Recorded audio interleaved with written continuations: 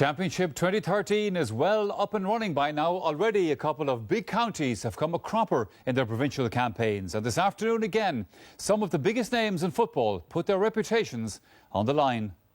Beautifully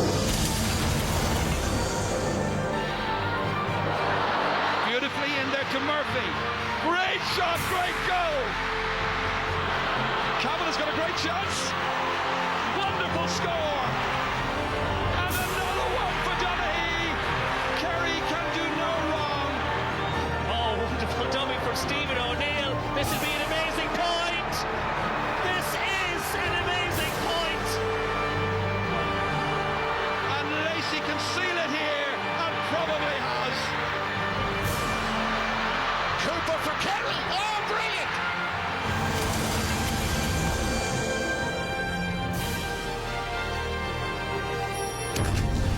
Another football double-header for you here on the Sunday Game Live. First, we're headed to Fitzgerald Stadium in Killarney for the Munster Championship clash of Kerry and Tipperary, and the throw-in for that match is at 2 o'clock.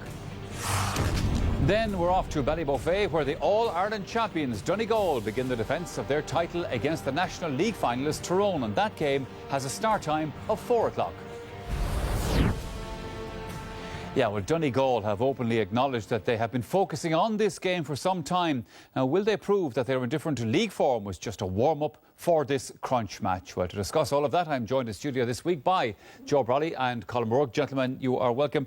Colin, you've been talking to your old colleague, Jerry McEntee, who's up in Ballybofey for that match, saying there's already a fantastic atmosphere for that game up around the town. Yeah, well, I suppose all the Tyrone people have come in early. It's a nice day. I think it's overcast up there, but dry. So a marvellous atmosphere, packed house, and I suppose maybe two of the three best teams in the country meeting in the first round. So it's just probably a great day in Ballybofey, and it's what the championship is all about.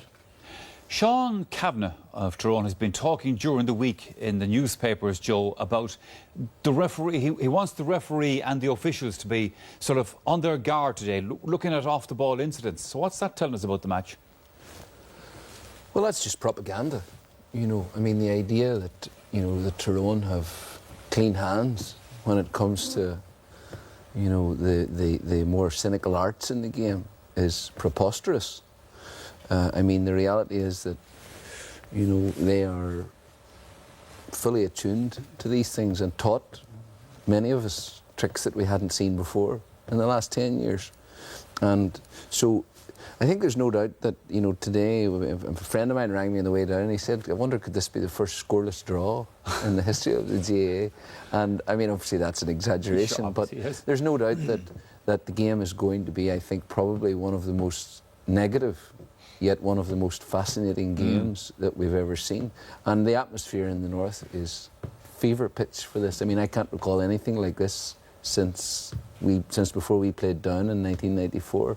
And I mean, there is just tremendous anticipation. And I must say, I'm glad to see that for the biggest game of the year, RT have got their two senior analysts here. Where is the Tsar for rural job creation today? Is he creating jobs somewhere? Or trying to create his first job? He's in Killarney on a recce for us on that particular one. Speaking of Killarney, gentlemen, I was quite interested. Yesterday, Billy Keane and his article in the Irish Independent described Kerry as the nymphomaniacs of football. It's a great expression. I wouldn't know what that would mean, but I think most people will tune in today to see how Kerry, what sort of health they're in. Are they something similar to what they were at in the 3 or 4 first league matches where they were beaten off the pitch and looked dreadful? But now that they have all their troops back, they can't get by without Declan O'Sullivan and Paul Galvin and Kieran Donaghy and Colin Cooper. I think that was the message from the league. Today we'll be looking to see what the likes of Fionn Fitzgerald, who's come in at corner back, is like, and James O'Donoghue, how is he a year on from getting his place regularly on the team. So it's not dismissing Tipperary, but I think a lot of people will be today seeing our Kerry something like they were against Tyrone in the first half of that league match when they were just fantastic. But on the basis of the few league matches we saw previously to that, Kerry, when they lose their first 3 or 4 leading players, there doesn't seem to be much in reserve. Yeah, but having said that, you know, earlier in the year, the great Pat Spillane you were talking about, Joe, we were down at the Dublin-Kerry match in Killarney. He was talking about a crisis in Kerry football that day. Now we're coming into the championship, and everybody in Kerry seems to be looking forward to the championship again and beginning to build up the hope again, because they don't like going too many years with no silverware. One of the problems with Kerry under the late, in the late Jack O'Connor years, was that he wasn't sure how to deploy his forwards. And the half-forward line was playing too deep. They began to become too negative, and they didn't get the balance right during that time. But it is indisputable that probably 3 of the best 6 forwards in Ireland play in the Kerry forward line. Certainly the most damaging in championship football. And the way they're playing now, I mean, I expect them to do this. Against Tyrone, the formula looked absolutely right to me. Now, they weren't able to sustain it for 70 minutes, but that was for good reason. Tyrone are a superb defensive team and will die for the jersey, perhaps in a way that Kerry haven't done over the last 7 or 8 years. And so it wasn't surprising that Tyrone hauled themselves back into contention. But the truth was that Kerry were potentially a far superior team. They were scintillating, with Cooper playing at centre-half forward, which I think is probably his best position against blanket defences. Yes. I mean, he was your quarterback. They weren't playing too deep. The blanket defence was working perfectly that day, and Fitzmaurice now has had time to organise them. He's also one of the lads. The morale's very, very good, and I expect to see a really top-drawer attacking display from Kerry today. Well, that remains to be seen, I suppose, but it is time for us to check in with both venues right now. In a little while, we're going to be hearing from Killarney, but our commentary team in Ballybofey this afternoon is Ger Canning and Kevin McStay, so let's join them right now for a look ahead to that Donegal-Tyrone match. When the draw was made back in October, Donegal were first out of the drum to play Tyrone, and they were adamant from that point onwards that they wanted the match played here at McCool Park. Now, others said it wasn't important, Clones or Ballybofey, but Jim McGuinness and Donegal, they were thinking that it was important that they play here. And Kevin, do you think they have a point in that? Oh, absolutely, Jared. They have a serious point. We've spoken over the last few weeks about the importance of home advantage. With you train here, you play your games here, the players are very familiar with it. The majority of the crowd are going to be from Donegal. So you have all that momentum, all that support. It is a bit tighter than Clones for sure, and that's going to cut down space. Allow them build up intensity a wee bit. And the referee, all things being equal, Jared, this is just human nature. The referee, if there's very tight, they tend to go with the home team. I was looking at Joe McQuillan's stats. 5 of his last 6 matches, home wins. And that's the nature of it. It was really, really tight. A bounce, a break, a little referee's call, and the home team tend to get it. Gosh, There's been so much talked about, so much written, even over the last week. What kind of a match do you think we're going to get? Well, it's amazing. I mean, we're expecting a very tight, tense game, not one for the ages perhaps, but yet everybody wants to be at the game. Everyone wants to tune in and watch it. I think it is going to be hugely tactical. I think the selections are the first thing we're going to examine when the ball is thrown in, then the tactics, the counter-tactics. Just look, it's going to be an intriguing game. Yeah, sorry about that. We seem to have lost Ballybofey there just for a moment. An intriguing game for sure. And just looking at the pictures there from Ballybofey, obviously dull and overcast. I think it's a little bit the same down in Killarney, where Joanne Cantwell is our reporter this afternoon. Joanne, good afternoon to you. Good afternoon. I won't complain when there's no rain.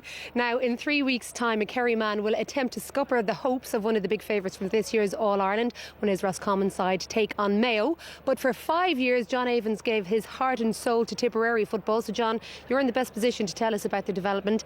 How soon do you think before we see their underage success show itself in the senior stage? Well, I'll have to refer back, I suppose, to Galway under 21s. People are talking that Galway should improve because they're under 21s. Look, it's like Army and Navy. You have to give 3 or 4 years for an under 21 team to come through. Tip's success with the minors and under 21s, I suppose. Look, at minor level, it's going to take another 3 or 4 years. But look, the team that's here today by Tipperary, they're a very experienced side, looking right through the team. There's no new faces on it, bar Ian Fahey, who was on that that minor team, Joanne, and a very, very experienced side, except their half back line. Now, their half back line, the only one that I've experienced there is Robbie Kiley, who was on that Tipperary under-21 team, and I would see that these guys have to really, really perform. But all the rest of them, the George Hannigans, Peter Atkinson, Barry Grogan, Philip Austin, extremely, extremely experienced. And of course, their full back line, that's the strongest full back line I've seen out by Tip in 4 or 5 years. And yet they're being so written off, especially in the defence, given the way that Con Cooper and co have been playing. Well, the word is on the street, Joanne, is that Kerry are absolutely flying. They've closed the gates, they've put the latches on bolts, and they're operating very hard. So they see tough tasks ahead. But I think the great thing about Eamon Fitzmaurice is that he respects every county, and certainly Tipperary are coming here today, Joanne, to give a good account of themselves. I think they'll do pretty well. Whether they last the full course or not, that's debatable. OK, thanks very much for that, John. John Evans, he's half Tipperary, half Kerry today. In 3 weeks' time, he'll be all Roscommon. All right, Joanne, thank you. Enjoy the match. We have a break to take here on the Sunday Game Live. When we come back, more in our build-up to this Munster Championship clash of Kerry and Tipperary.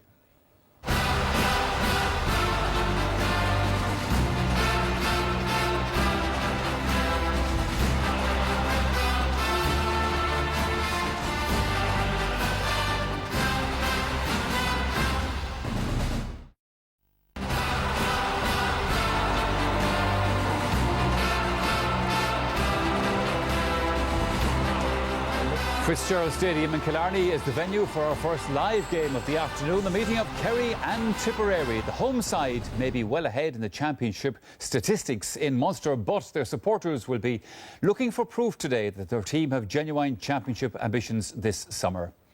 And as we look forward to that game, we're going to hear next from a man who has featured in his fair share of triumphs for the kingdom over the years. 4 All-Ireland medals, 3 All-Star awards we're talking about, and indeed 2 Seamus Moynihan. Seamus, good afternoon to you. I've been saying there, about the ambition in Kerry for this match and what is expected of this Kerry team after the league campaign, or certainly after the start of the league campaign. Anyway, things seem to have bounced back. Yeah, the last 3 games were very good, Michael. We Kerry, I suppose initially they were missing a couple of their, stronger, more experienced players. It gave, Eamon an opportunity to try out a few of the fringe players, and I suppose the first 3 games certainly didn't perform to the level that was expected, but certainly bounced back well, and it was great, in fairness, for Kerry to stay in Division 1. They had to fight very hard, but won their last 3 games. So, I suppose people in Kerry now are hoping that they'll continue that good trend and bring that into the championship. And one thing about those early games, Seamus, was the fact that there was no Gooch, there was no Donaghy, there was no Paul Galvin, etc. So obviously Kerry still need those guys in spades. Absolutely, but I suppose they'd probably make any team in the country, Michael. It's very hard to, you look at any county, take your top 4 or 5 better players. It's very hard to do when, Cullum and Kieran Donaghy, Paul Galvin, Declan Sullivan are fantastic footballers, 4 probably the best footballers in the country, So we're delighted they're back for the championship, and, the story is that they're going very well in training, and we're all looking forward, especially, I suppose, to see Cullum Cooper on the 40. It's a new challenge for Cullum. He's been inside and corner forward for the last 10 years, and I think it's going to be fantastic to see him on the 40 to show his vast array of skills, and I think it's going to be very good for Kieran Donaghy as well, because I think that the quality ball going into Star, it could certainly turn his year around as well. Seamus, as you know, Colin O'Rourke is here with us in studio. Seamus, I was just wondering, the fact that all the older players are being brought back, does this mean that Eamon Fitzmaurice found no new talent whatsoever during the league, and is the future for Kerry bleak after Declan O'Sullivan and Colin Cooper and Tomas and Mark O'Shea go?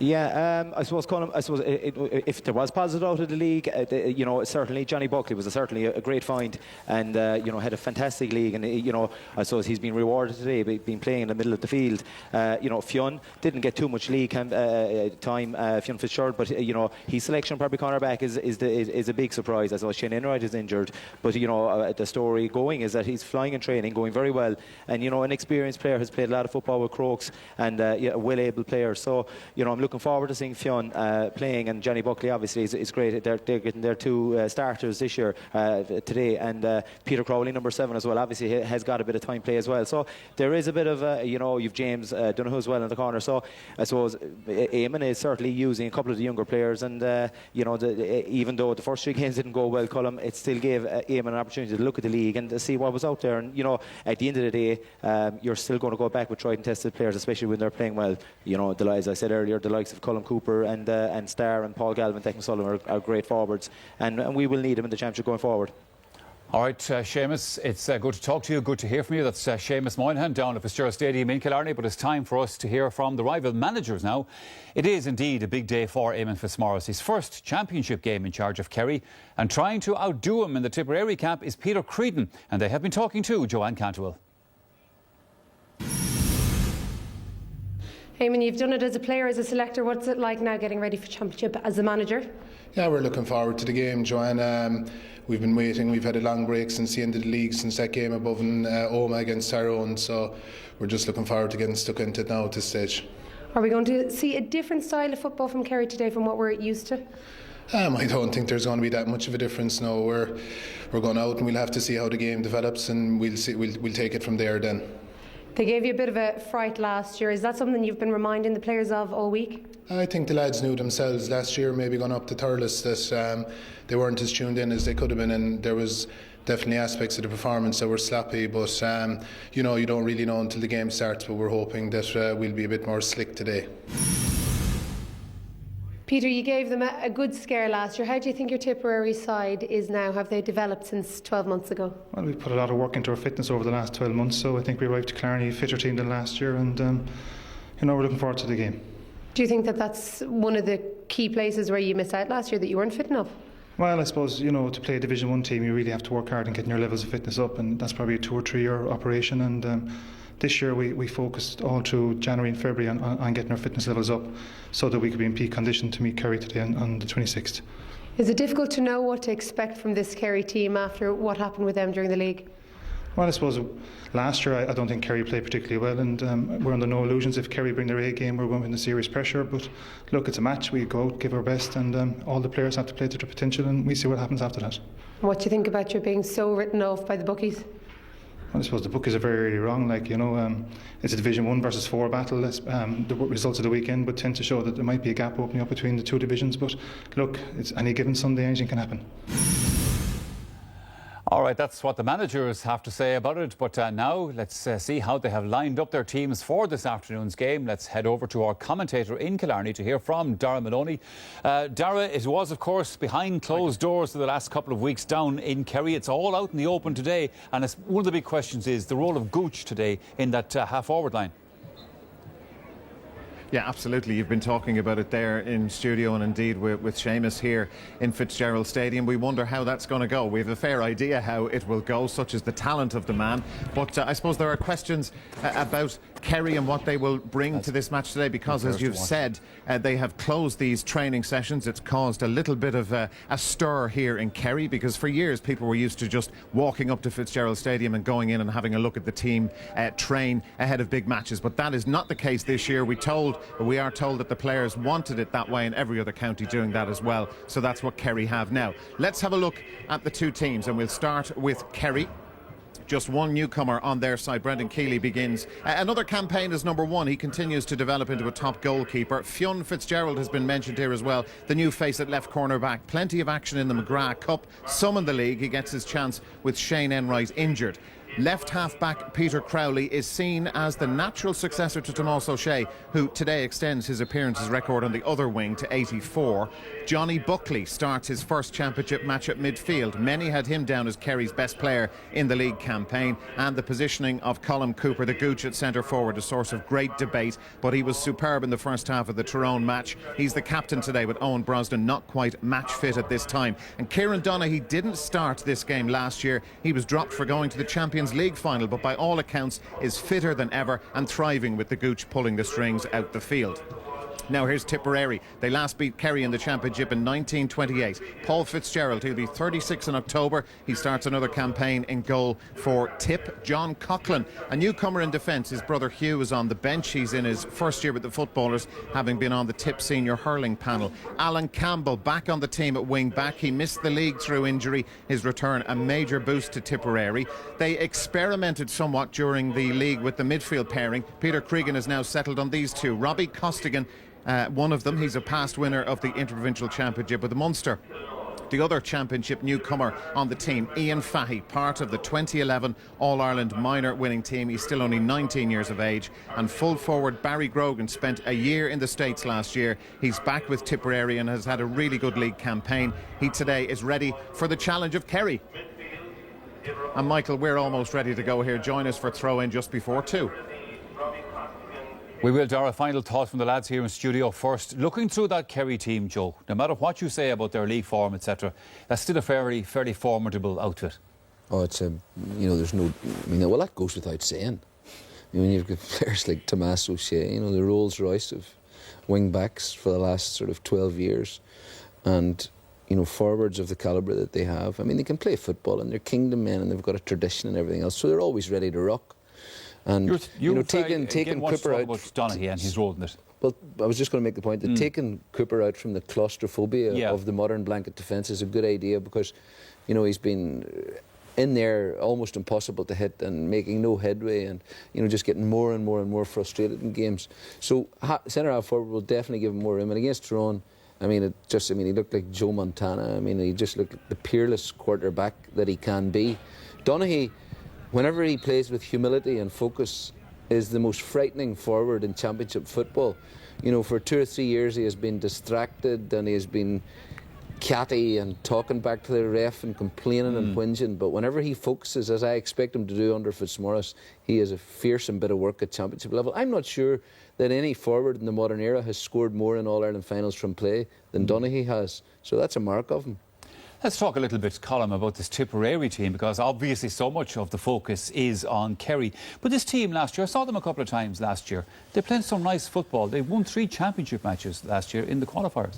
Yeah, they made life very difficult for Kerry last year. It was a game that was on live on television. It wasn't a great spectacle of a game, but Kerry started off that way as they sort of went through the championship, and I think Joe was heavily critical of them on that day, is that they hadn't moved forward at all, and they didn't really advance much. Now with Amos Fitzmaurice in charge, it's going to be interesting what they can do with a very young Tipperary team. And Tipperary have gone about creating a basis for football. They won a couple of minors. They're back in this year's Munster minor final again, having beaten Cork. So obviously the foundations for Tipperary football are fairly strong. And they've somebody like Peter Atkinson, who's playing there at number 12 left half forward from Moyle Rovers, which would be a centre of football in Tipperary, and a very, very good forward. And a lot will depend on him, even though he's only young. And again, when you saw the captions on that team, particularly some of the different lines, was a bit like looking at Cavan last Sunday, where we commented on the fact that it was a very young team. So Tipperary have a future if they're able to keep this group together. But the other side of it is they operated in Division 4 and they didn't get out of it. So that gives an indication of the gulf there is between themselves and Kerry. And also, Joe, their track record over the last few years in Munster hasn't been good. They seem to kind of buck themselves up a little bit in the qualifiers, but in Munster they've been dumped. It's very, very difficult to get yourself off the ground in such a small province as Munster when you're inevitably either going to meet Cork or Kerry at an early stage, and psychologically very difficult to build confidence unless you can get 2 or 3 games in championship where you get that championship vibe, and boys then have the fervour and the faith to go on and do the sort of heavy training that's required. There is a gulf which is widening, and that's just a fact of life. Yeah, but they're doing it at minor level. They're beating Kerry and Cork each year now at minor level. I appreciate that, but it's going to be a long, slow process. It is a long haul, and they're probably going to get murdered today. Now, I would say that Kerry, under Eamon Fitzmaurice, in the first 15 minutes will come out with all guns blazing in this. All right, lads, thanks for that. Well, there is Eamon Fitzmaurice in the centre of the huddle there with his players, looking forward, from his point of view, to a big championship win in Killarney. We're all set to go then at Fitzgerald Stadium. So let me hand you over to the commentary team and to the commentary box. We're joined by Martin Carney and first, Darragh Maloney. Michael, thank you and welcome back to Fitzgerald Stadium in Killarney. It's quite a pleasant afternoon here. It's a little dull overhead as a gentle breeze blowing from right to left as we look at it. Tipperary won the toss of the coin. We're not quite sure what end they have decided to play into in the first half, but we'll find out in due course as you look at some of the most familiar faces in the game of Gaelic football. Kieran Donaghy in the centre there, the Gooch behind him. Donaghy reportedly fitter than ever and absolutely flying in these closed training sessions, Martin, which is a new departure for Kerry. Yeah, and he'll be on the receiving end, I would say, of a lot of quality ball from Colm Cooper. And as Joe was saying in studio, like to see a player of Cooper's skill and vision playing in a position where he can influence a game much more, I think it's something that we should really anticipate, you know, with a lot of joy. Because like on his day, words can't express the quality that guy has. So that link up between Cooper and Donaghy today is one of the things, one of the issues that we look for. I'll also be very keen to see how the Tipperary midfield pairing of George Hannigan and Robbie Costigan do against Anthony Maher and Johnny Buckley. Because these two guys, you mightn't hear a lot about them, but they're fine footballers. Ron Naveen.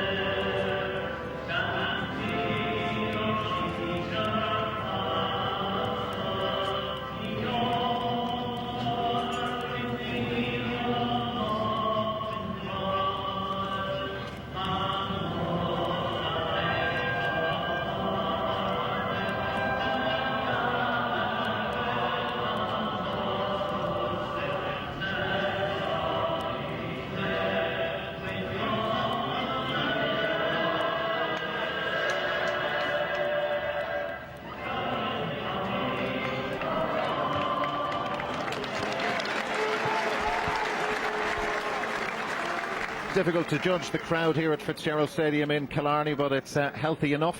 Conor Lane of Cork is the referee, and a place in the Munster semi-final against Waterford next Saturday night awaits the winners of this as Kerry and Tipperary meet in the opening round of the Munster Championship for the fourth successive year. 1928, the last time the Tipperary footballers beat Kerry in the Munster Senior Football Championship. A lot of these Tipperary guys and 6 of the Munster under-21 winning team of 2010 are in the starting 15 today. They've been brought up beating Kerry at minor and under-21 level, but at senior an altogether different story up until now. Yeah, one little interesting change at the beginning. The centre-half forward Ian Fahey, who was the midfield minor, I think, in 2011, has gone to midfield now to partner, actually, George Hannigan. And it was Johnny Buckley who had the ball for Kerry. Now Tomás O'Shea, 84th championship game today. Declan Sullivan in, and now here's the Gooch already in the opening seconds looking for the opening point, and he's got it. And there is a statement of intent already for Kerry after 15 seconds or so. Colm Gooch Cooper at centre forward, but in close to goal. We see this over and over again. Yeah, and that holy trinity involved in it of Tomás O'Shea, Declan Sullivan and Colm Cooper finishing it. Beautifully well constructed move. The 245th point of his inter-county career. He's the all-time point scorer, the record point scorer in Kerry. Killian Young. There's no Owen Brosnan in the starting 15. He is on the bench, the captain. Anthony Maher launching that long in towards Donaghy. Paddy Codd is the Tipperary fullback who fouled him. Pulling the jersey back was Paddy Codd from Killinall. And this will be a 2-point lead for Kerry. Remember, they have no Brian Sheehan in their starting team today. So the frees, well, Colm Cooper can take them. But Johnny Buckley, very handy from the place ball. When he gets one he's happy with, which he's got now. Takes the freeze for his club, Dr. Crokes. And slots that over. A fast start from Kerry. Yeah, very fast start from Kerry. That surprised me actually, Buckley coming forward to take back free. I thought that would have been Cooper territory, but clearly these training sessions behind closed doors have kind of surprised a lot of us, and maybe this is one of the things they've been practicing on, is Buckley taking close-in frees. And you're sort of left relying on word from various people who are close to people connected to the team. But it's all positive, all the messages coming from the Kerry training sessions. Terrible start, of course, to the league, and that was not a good challenge from Robbie Costigan on Johnny Buckley. Racing out of the corner, Declan O'Sullivan. Plenty of whistle, perhaps too much so. Tipperary giving away frees and some dissent. The ball moved forward, and Colm Cooper has this in his hands. He's not happy with the pressure of the football either. Maybe that was the flat one from earlier on. I don't think so, Dara. I think that's the one that was handed back to them, actually, the new one that was handed back to them. They're looking now for a third footballer. We have enough. And again, it's going to be Johnny Buckley. Tipperary in those meetings over the last 3 years have been getting closer. It went 12, 11 points the following year. It was 6 points last year in Thurles. But that one has gone wide from Johnny Buckley. First wide of the game, and a let off for Tipperary. Tip are playing with the wind, which is getting stronger if the flag's down on the near sideline are any indication. Yeah, well, I think that's the forecast, is that it's a rising wind, and Tipperary won the toss, elected to make use of it, but a good start was really essential for them, but they're certainly not getting that on the basis of the first 2 or 3 minutes. They've hardly had the ball, and they haven't been beyond halfway, and that was, well, it looked to be too easy for Anthony Marr, but Tipperary have the ball, and here they come. They need to spend some time in the Kerry half of the pitch. This is Conor Sweeney from Ballyporeen, an intermediate club. Donagh Leahy played at midfield last year. Ian Fahy out at midfield. Decent block down from Donncha Walsh, who is the real workhorse on this Kerry team. He will drift all over the field and constantly and consistently comes up as the fittest player in their training. Here's Colm Cooper now. Cooper with the quick ball to Donaghy, and Cod giving him far too much space. Donaghy pops that through. Here's a goal chance, and it's put over the bar by James O'Donoghue. Well, you got a glimpse of what Colm Cooper can do out the field. We know what Donaghy can do, and James O'Donoghue got their third point. Yeah, well, Cooper's decision making is one of the things we were looking forward to seeing today, but not alone that, but his quality of foot passing is just exceptional. He cannot use that when he's in the full forward line, but from the centre half forward position today, as we saw with that pass to Donaghy, we can anticipate a right afternoon with him. Anthony Marr, there were 2 Tipperary men there. He was unfortunate to drop the ball as he hit the deck. George Hannigan of Tipperary, wearing 8 from Shannon Rovers. Donagh Leahy, his twin, is on the bench, Shane. That's Alan Maloney, and that is not an easy one, as it turned out, for Peter Crowley to handle. He did well though. Johnny Buckley, Tomás O'Shea. This is the new man, Fionn Fitzgerald from Dr. Crokes. Killian Young, dug out by Paul Galvin. Now it's Killian Young again. James O'Donoghue. They're drifting all over the field. O'Donoghue certainly not in the corner. Here's Killian Young staying involved in this attack. Peter Crowley. Colm Cooper with the foot pass to Johnny Buckley. Now Tomás O'Shea puts on a bit of a spurt and put his boot right through that, and he deserved a point but didn't get it. It's Kerry's second wide, but they are just tearing Tipperary to shreds already. Yeah, Tipperary are leaking quite a bit at the back and around the middle of the field. Kerry's movement is wonderful. I was at the game last night between Cork and Limerick. It was very, very one-sided after the first 10 minutes, and I'm afraid we're already seeing maybe a glimpse of how this game is going to evolve. Paul Fitzgerald, a long-serving Tipperary goalkeeper. The wind helping him. He got good distance on that. Tipperary have a free. They failed to get out of Division 4, Tipperary. They went to Tullamore to play Offaly in, well, it was a winner-takes-all game in terms of who would be promoted. Limerick won Division 4, badly beaten last night. Tipperary have another year in Division 4 facing them. Conor Sweeney, very talented player, great left foot on him. Alan Maloney is there in support. Peter Atchison. And Atchison from a very difficult angle, and that wasn't the play. It's their first wide, first attempt at a score, and it was a long way off the mark. Yeah, certainly the radar wasn't working there, but again, there was no movement inside for somebody to receive the ball from him, and, you know, poor attempt. Shorter kick out from Brendan Keeley. Aidan O'Mahony. Johnny Buckley. Kerry quite happy to push up. Aidan O'Mahony gives it to Galvin, went for the return, but Galvin doesn't need him and leaves a couple of tip men trailing in his wake. Now it's Tomás O'Shea involved. Missed one just a few seconds ago. Declan O'Sullivan for Kerry. Tipperary under significant pressure again. Here's Donncha Walsh, and Walsh spins round, and Kerry wanted to score more points from half forward. They want more of that from their half forward line, and Donncha Walsh has his first and Kerry's fourth in the 8th minute. Yeah, and significantly once again involved in that score was Tomás O'Shea. He was involved twice in the movement, but it was the speed of his thrust into the attack that opened up the Tipperary defence, and Walsh did the rest. First championship match as manager, selector previously, and pretty serious player as well in his day. Here's Johnny Buckley. He's doing well, lording it around midfield. Marr is coasting along nicely too. Colm Cooper combining with Paul Galvin, and now Killian Young from centre back. It was just too far ahead, and Robbie Costigan has it for Tipperary, turning into traffic and trouble and pressure from the Kerry forwards. Got out of jail though because he has a free for Tipperary. Yeah, and I think it's the difference actually between a first division team playing a fourth division team.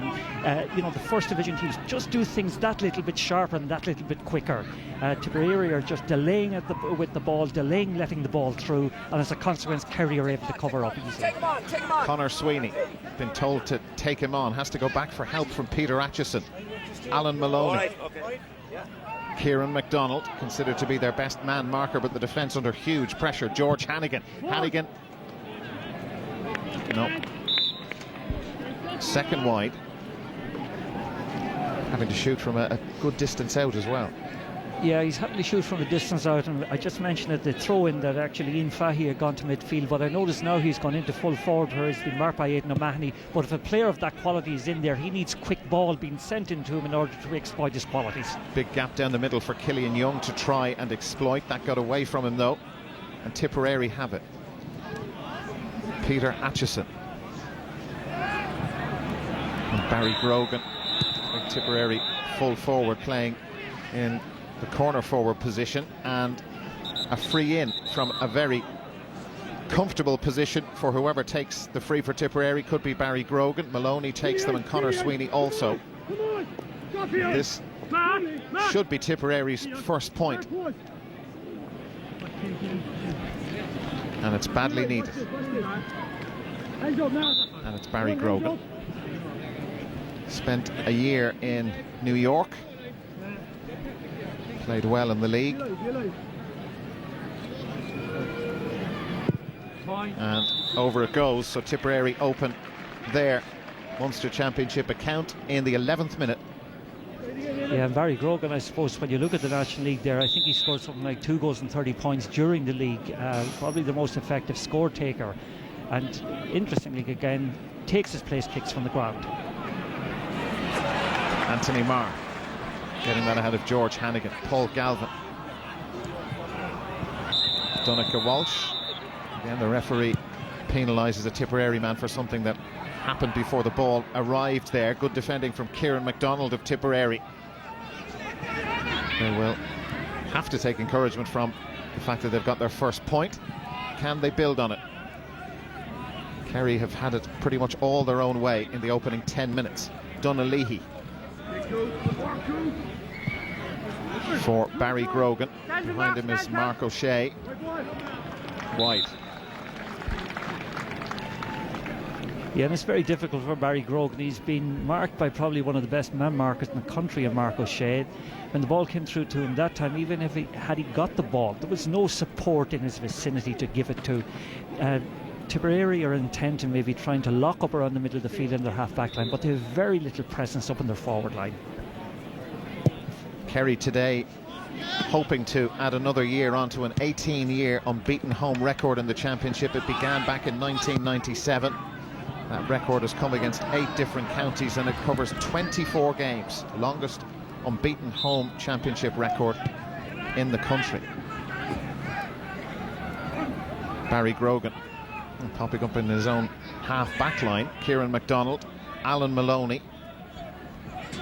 Here's John Coughlin, his championship debut. Donagh Leahy, George Hannigan, and the fullback Paddy Codd. And he's overcarried the ball. Well done, Anthony.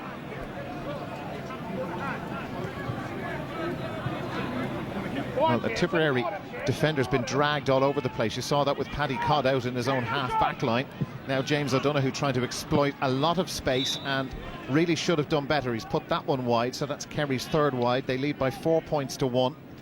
But he had acres of space when he got the ball in the first place.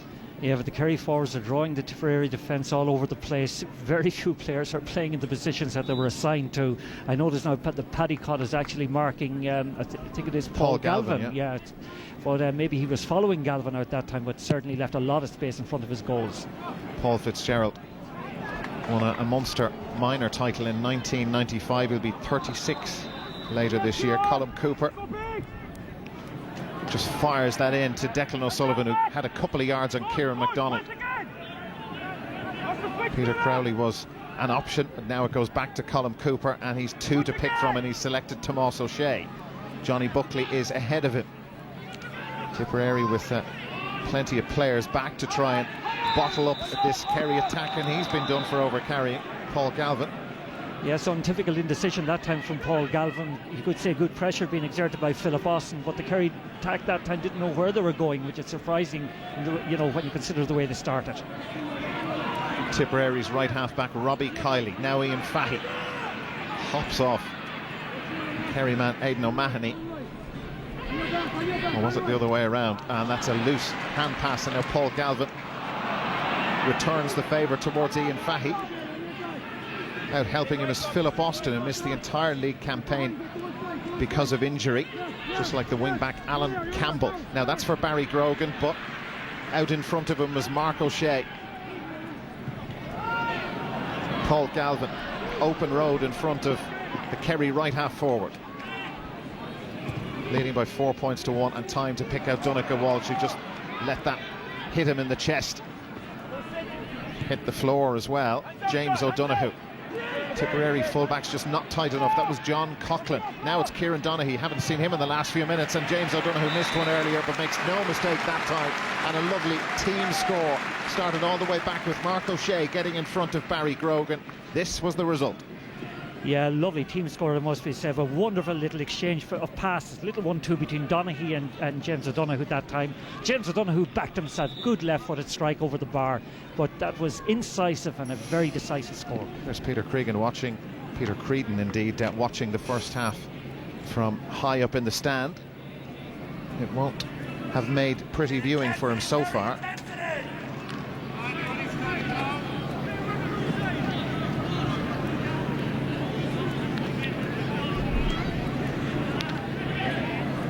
Some running repairs. I think it's Robbie Kiley, it is, yeah.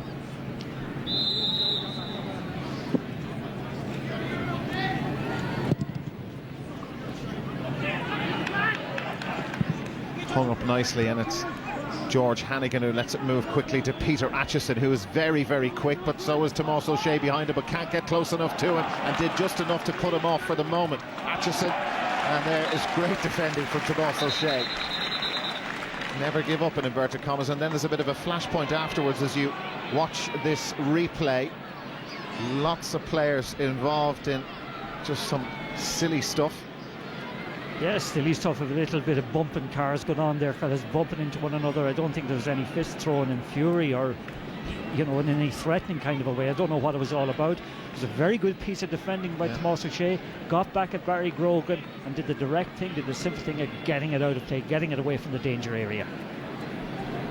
Well, Conor Lane has the information I think a 45 actually may have been yeah, I think it is a called 45. before that little heated moment between, well, it started with Mark O'Shea and Barry Grogan.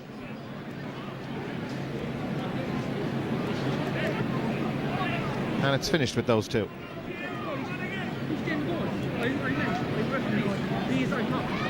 Now more chat with Brendan Keeley, the Kerry goalkeeper. Yeah, well, he came rushing out from his goal line that time to just maybe help out Mark O'Shea or whoever was involved in a little bit of a fracas. Probably didn't help the situation, but it's settled down now. Barry Grogan with the 45 for Tipperary. The wind is helping him. Their only point of this Munster Championship game was a free from Grogan in the 11th minute. Now in the 18th, and Grogan has given that plenty, and that sails over from the 45. A good kick from Barry Grogan, and Tipperary 3 points in arrears. Yeah, well struck 45, a confidently struck 45. This is what happened with Grogan and Mark O'Shea. Yeah, a little bit of pushing, and I think then everybody came in to join in, and I don't think the goalkeeper coming out helped matters.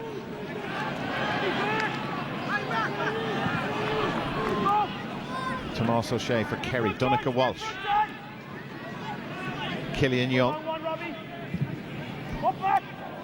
for Kieran Donaghy, drifting out, just couldn't. Well, he got it after a fashion. Here's Johnny Buckley for Kerry. Declan O'Sullivan, Darren O'Sullivan and Brian Sheehan on the Kerry bench. I'm not impressed at not making the starting team here today, we are told. Here's Anthony Marr. Had to be precise and wasn't accurate enough from Anthony Marr for Donncha Walsh. Again, Kerry, when they had to drop back a bit, looked a bit frustrated. Tipperary had many players back to frustrate them. Now the ball moves in long, and it's over the head of Barry Grogan, and it'll go harmlessly wide. Yeah, but just picking up on your point there, Dara, that when the Kerry attack isn't direct, when they start playing laterally, I think they're suffering somewhat because the Tipperary defence are managing to get back into a covering position. And Kerry started impressively in the first 2 or 3 minutes, but they've spluttered and the game has died, and there's no real atmosphere in the stadium whatsoever. And their lead is, well, it's only 3 points. Peter Atchison of Tipperary, as you feel they're growing in confidence and making a little headway. Robbie Costigan. The quality of the foot pass let them down again. Mark O'Shea, there's another incident off the ball which the referee has taken note of, but there's huge space now for Killian Young to exploit. Nobody at home for Tipperary, and Young plays it back to James O'Donoghue, and O'Donoghue puts that over. That is his 3rd point of this game. But there's another incident. Barry Grogan and Mark O'Shea continuing their little feud. Kerry lead by 6 points to 2 anyway. Here it is. Yeah, it was nasty enough whatever went on there. It's, yeah, as the game went on, certainly Barry Grogan, okay, there's nothing much happening there, but then others come rushing in, and I think 3 or 4 got involved in it. So I'd say the referee at this stage has had his patience tested and will book a couple of them. He was lenient in the earlier incident, but there will be trouble now, and Barry Grogan is the first to be called over. Michael Collins, the Cork referee, with Conor Lane. You saw Eddie Kinsella there earlier. He's perfectly right to take them in, because like that was simmering for a couple of moments, and unless he actually is decisive with these guys at this stage, then that's going to go on, maybe become something serious later on. Peter Crowley of Kerry.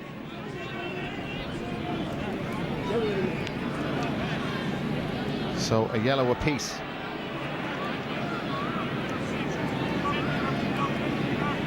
Yeah, and from Barry Grogan's point of view, he's important to Tipperary. Apart from his place kicking, he is a good footballer. It's important that he keeps calm. I know he's going to be tightly marked by Mark O'Shea, but his presence on the Tipperary team is very, very important. Yeah, they came here today to deal with this for a while, but they knew they weren't going to have Michael Quinlivan, who played in the corresponding game last year and did very well for Tipperary. Now it's Barry Grogan, and he's pushed off it by Mark O'Shea. So a free in, and Brogan indeed will take this himself. Minimal contact, but enough to force Barry Grogan to the ground and concede the free. Yeah, but there was a good angle on that pass actually, and Grogan had anticipated it. Mark O'Shea was caught just on the wrong side of him and a little bit over anxious, pushed and gave away the close-in free for Grogan.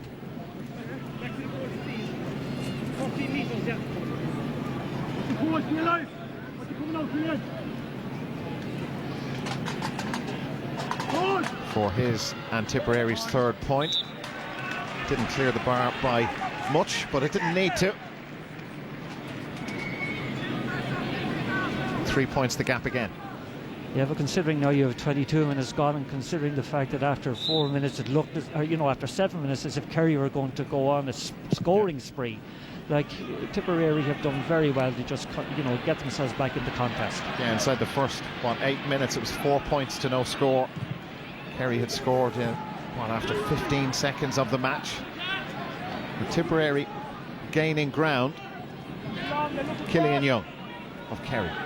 Colm Cooper and Donncha Walsh has got free. Alan Campbell will get nowhere near him. Well, he did get near him because Walsh held up to look for options. James O'Donoghue frustrated by that, and Tipperary keep them out. Peter Atchison. Score off this would give Tipperary quite a boost, having turned over possession with that poor hand pass towards James O'Donoghue. Here comes Philip Austin of Tip. Happy to get his free.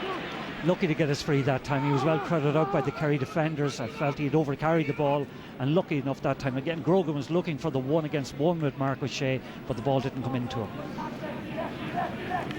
So now Alan Maloney will take this free, and again it's going to be off the ground.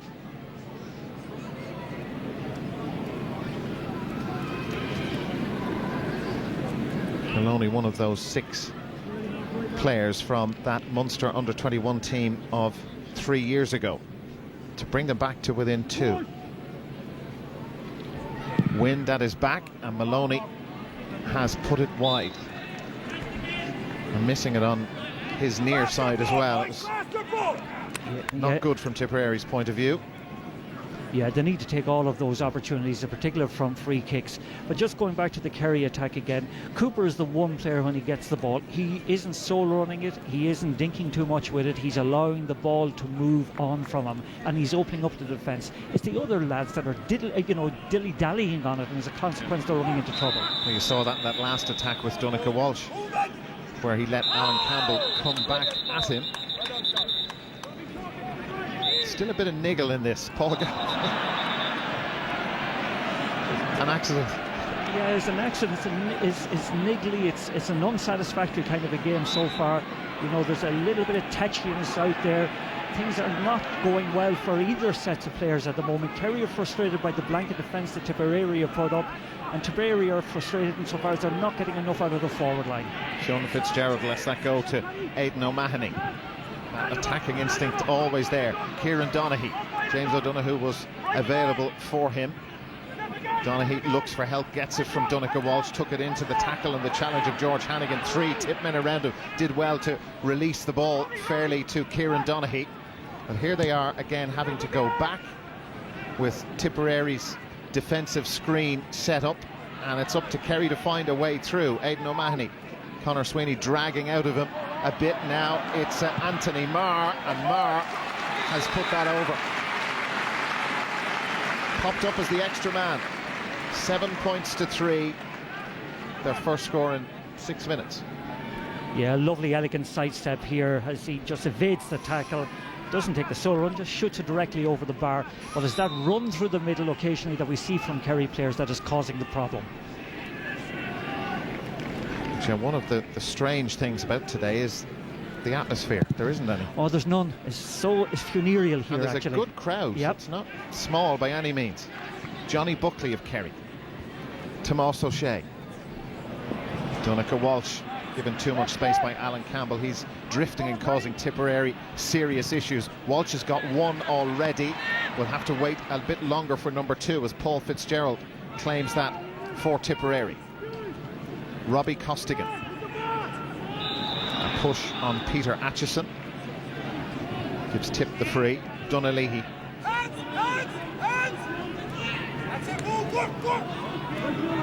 Robbie Kiley. Philip Austin.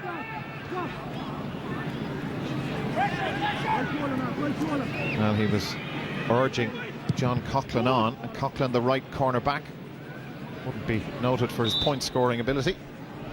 6 wides for Tipperary. Yeah, and 3 of those have been, you know, Hail Mary shots from difficult angles where the ball should have been worked in that little bit further. But just going back to the crowd and to the lack of atmosphere, you know, so many of them here today I think are more curious than committed. They're curious to see how Kerry are going to be and how the new setup and the new alignments are going to work for them. But there's no sense of them really getting behind their team yet. And particularly when they haven't been allowed to see them, as had been the tradition for people just to walk up to Kerry training and watch them go through all their routines. And that's not a popular decision with the Kerry followers here in Killarney. I don't blame them. I thought it was a free for Declan Sullivan. I thought he was being fouled rather than pressurised. And now they have it back, and the crowd get more involved. James O'Donoghue and Donncha Walsh, time and time again, popping up as the free man. Will this be his moment to get point number 2, or perhaps more? He went for more. Paul Fitzgerald having to come out towards Donaghy, and Donaghy takes his point. From the Kerry despair of that decision that went against Declan O'Sullivan to point number 8, they lead by 8 points to 3. Okay, maybe you could criticise Donncha Walsh for not being a little bit more decisive when he got through that time. But again, you know, you applaud the pass from James O'Donoghue that opened up the Tipperary defence. No solo run, look up, and good quality ball in. That's what's working for Kerry at the moment. Kerry with those 8 points, 7 of them from play, 1 from a free from Johnny Buckley, and Tips total, well, they're yet to score from play. Barry Grogan, their only scorer, 2 frees and 145.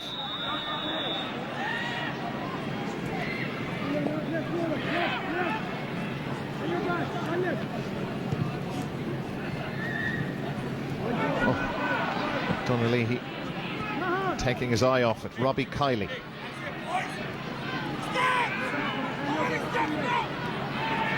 Took a fair bit out of that. Peter Atchison. Paul Galvin in front of him. Conor Sweeney coming onto it quickly. Ian Fahy going back to collect possession for Tipperary. Peter Atchison low.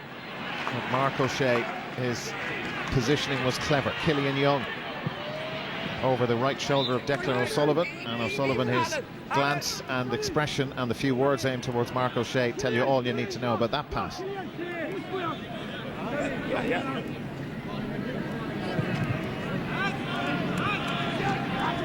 Donaghy. John Coughlin again in an advanced position. It doesn't come to anything from a Tipperary point of view, and they could be caught short here. They've been caught with a load of players upfield. They've only 4 inside their own half now. 4 on 4 at the moment as James O'Donoghue is fouled by Philip Austin, and the referee didn't want to let play continue because he wants to book Philip Austin. Yeah, and Philip Austin did so much right that time in getting back at James O'Donoghue, but the lack of quality in the tackle left, leaves a lot to be desired. Foolishly, draws the yellow card on himself. Did the hard stuff, getting back in front of O'Donoghue, but then didn't have to be as aggressive in the tackle as he was. Like, certainly that's not a legitimately executed tackle. That's bad tackling. Declan O'Sullivan. That familiar solo buys himself a yard or 2. Free into Kerry, and they've got on with it already. Referee lets it go, and there is a point off the post from Tomas O'Shea. The referee was looking at his notebook, as you might see him here, as Kerry got on with it. Yeah, well, Kerry, very quick thinking by Kerry that time. Tomas O'Shea saw the opportunity, got up on the overlap and fisted a good point. But I think in the process, just after that happened, their centre-back, I think Donaghy, got booked for the tackle, I think, on Colin Cooper. 3 tip men in Conor Lane's notebook, and that's a good catch from Anthony Marr, and he wins a free as well into the bargain. Colin Cooper again letting the ball move early. James O'Donoghue popped up for Paul Galvin. Galvin through for Kerry and hammers that over. Well, they really have got moving since Grogan's free for Tipperary brought them back to within 3. 4 unanswered points, and that is more like it from a Kerry point of view. Yeah, full out strong running by Galvin that time. Fires the ball over the bar. I thought actually it had gone wide when I saw it first, but great support play from Paul Galvin. Difficult angle, took this point well. Paul Fitzgerald has had a busy afternoon. The Tipperary goalkeeper Ian Fahy has that for Tip and fouled in the end, surrounded by Kerry men. And look at the scoring chances, and Tip yet to score from play.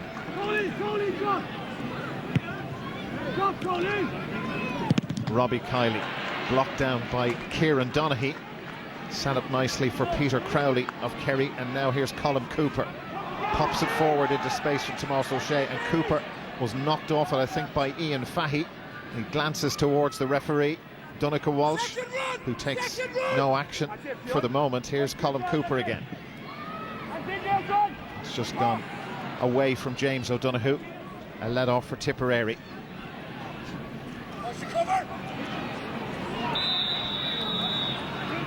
Tip free, Philip Austin foul. Paddy Codd. Ian Fahy. It's a better ball for Barry Grogan. Angle tricky, needs some support on this, not too much of it arriving. The fullback Paddy Codd is up there with him, and Barry Grogan has put that wide. 7 wides now in total for Tipperary. That one was close, but no good on a day like today. Yeah, it was a lovely piece of skill that time by Barry Grogan, and the way he turned and twisted Mark O'Shea before getting off the shot. A little bit unlucky that the ball didn't find its target, but I think that's their 7th wide, is it? To 3 for Kerry.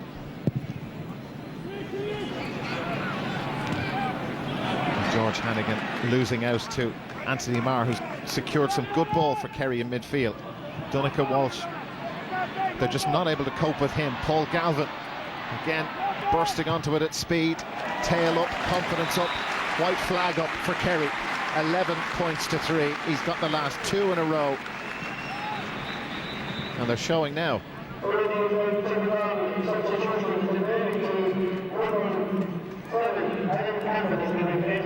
Tipperary change. Shane Leahy, Donnagh's twin, is on, and it's Alan Campbell who's gone off from that half back line, which is creaking.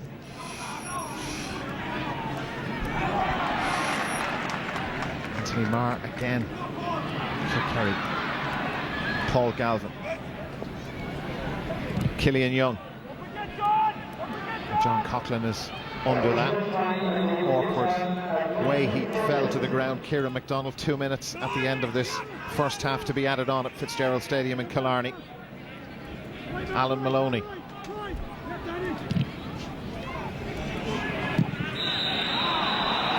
Free in. Conor Sweeney, the player who was fouled. Yeah, he was well out in front of Aidan O'Mahony that time, and O'Mahony just came into his back. He's soft enough free, it must be said.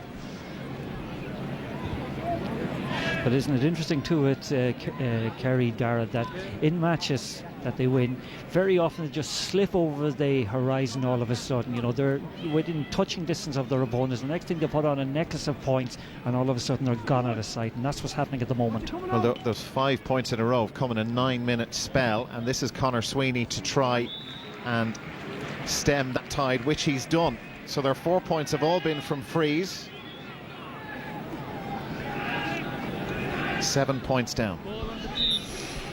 Yeah, 7 points down. Tipperary haven't played with quite a strong wind. Could lead to a pretty long second half for Tipperary, but you never know. Here's Tomás O'Shea. Peter Crowley and Aidan O'Mahony getting forward whenever he can, but forgetting to bring the ball with him. That's the new man in, Shane Leahy. Ian Fahy. He's a big unity in Fahy, hard to dispossess. And that's Philip Austin for Tipperary, and that one has gone wide again. Yeah, that's gone wide again, Dara. And how many of them, though, have been shots from distance and from bad angles. You know, poor decision making in terms of their shooting. And they've lost now, I think, their number 13, Alan Maloney. Yeah, he jumped for the ball the last time, I think, with the midfielder Johnny Buckley. And whatever way he went into it, I think he twisted his knee or his ankle. He seems to have been badly hurt, actually. And you've already seen the signal from one of the Tipperary medical people towards Peter Creedon and the line that he will not be coming out for the second half. So that is another blow for Tipperary to have lost Alan Maloney. But Kerry, in that 9-minute spell, 5 unanswered points, really taking them clear of Tipperary. They're going to have the wind in the second half as well, and a lot to talk about for Michael and his panel back in Dublin. But here at half-time at Fitzgerald Stadium in Killarney, Kerry leading Tipperary by 11 points to 4. Back in a few minutes.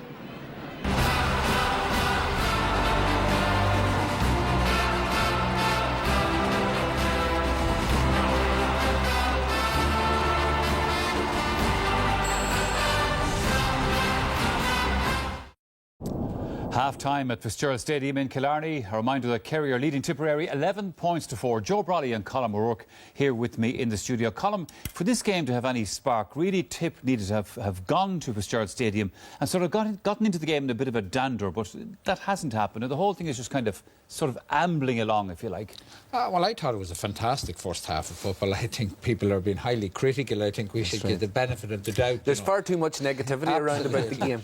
It was a beautiful flowing game, but as you say, Tipperary needed to get 2 goals. I said before the game the danger was that Kerry would murder them. It's exactly what's happening. But the whole spark went out. I haven't said that. They're not exactly murdering them, though. Well, you know, Kerry got, 3 or 4 points in a row and the game was over. And then they haven't really raised the gallop since then. But it's still marvellous to see a player like Tomás O'Shea. I think he's the most capped player in terms of championship appearances of any player ever. And he's still surging forward. He still seems to have the enthusiasm of a young player. Donncha Walsh is getting on a lot of ball, but there's not much coming off it. But all the old Kerry players, Cooper at centre forward is working very well. But from the point of view of making a judgment on what Kerry are like for further down the line, it's of no significance. Having said all of that, Eamon Fitzmaurice, the Kerry manager, will put out his team today in a particular way. Joe wants them to play in a certain way. And no matter what the opposition, he wants them to play to that format. Well, that's the point about this. This is, working on the system.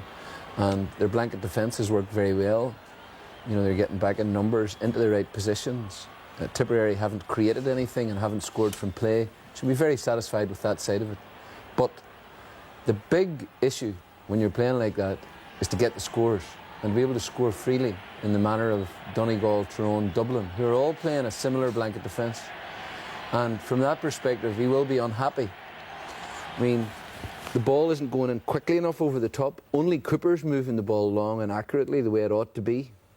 Donaghy has been starved of possession. I'm thinking of beyond today. Yes. And Fitzmaurice will not be happy with that. Paul Galvin's dithering on the ball. He's overcarried. He's playing in the blanket defence. He's hand-passing the ball off. Donncha Walsh, is he dynamic enough on the other wing? I mean, you're comparing these boys to players from Tyrone like Matty Donnelly and Mark Donnelly. From Donegal, Ryan Bradley, Mark McHugh, players like that who have an absolutely zealous work rate and who are moving the ball quickly. And everything's done at 100. Yes, I understand. In a game with those caveats, a noted lack of sort of urgency by either. Isn't it difficult to go and do that when you don't actually need to? Well, I don't know. Not when you're now playing to a template and every player's got their instructions, and this is going to be played from Fitzmaurice's point of view. It's never going to be a contest.